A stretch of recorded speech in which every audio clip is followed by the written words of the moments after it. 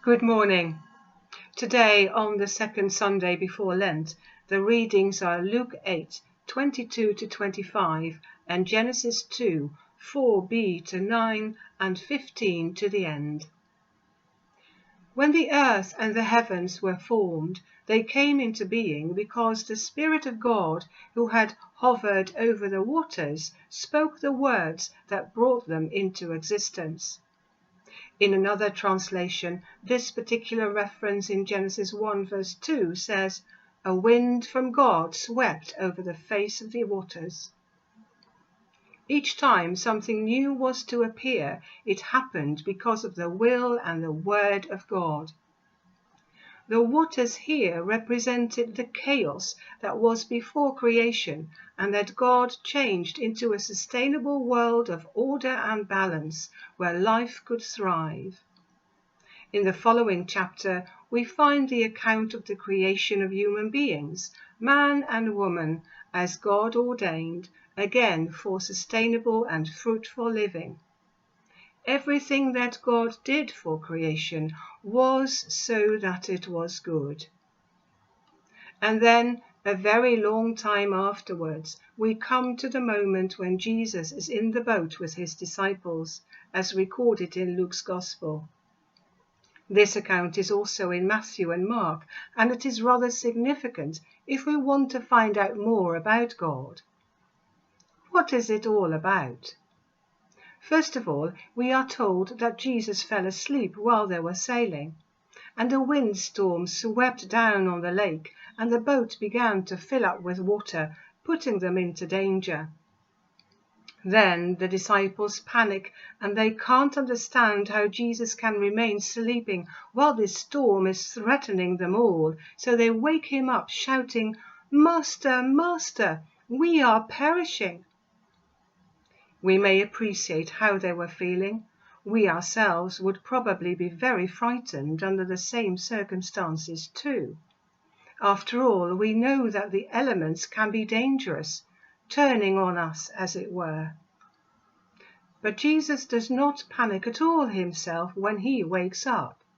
He just rebukes the wind and the raging waves and tells them to stop their frenzy, and they cease, and there was a calm. And he said to them, "Why are you afraid? Where is your faith?"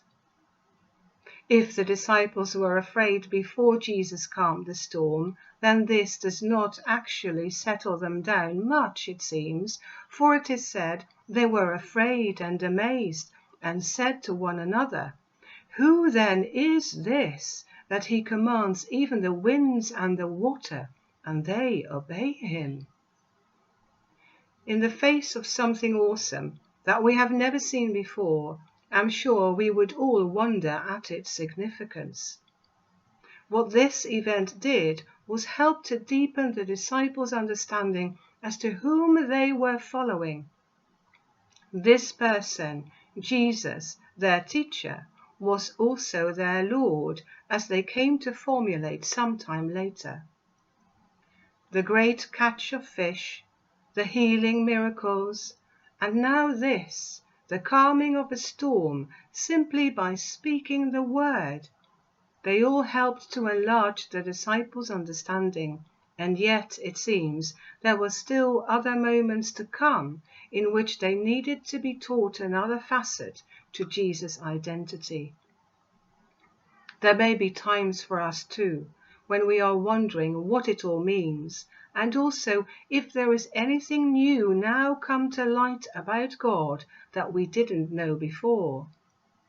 In the event of Jesus calming the storm, it was the opening up of the disciples' perspective of him.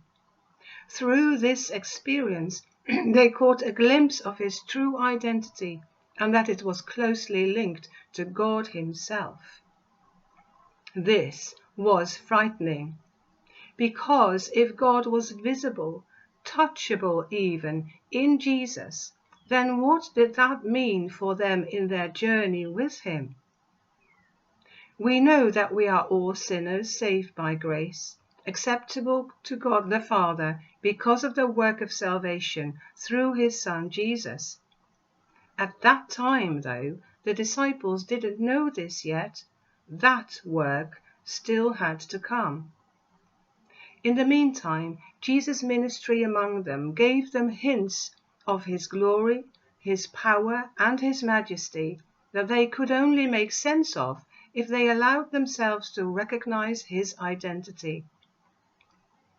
In our day, there are many different kinds of storm raging in the world. Would it be naive to just hear Jesus say, "Do not be afraid"? But then, whose voice do we listen to when we are in need of comfort and true peace?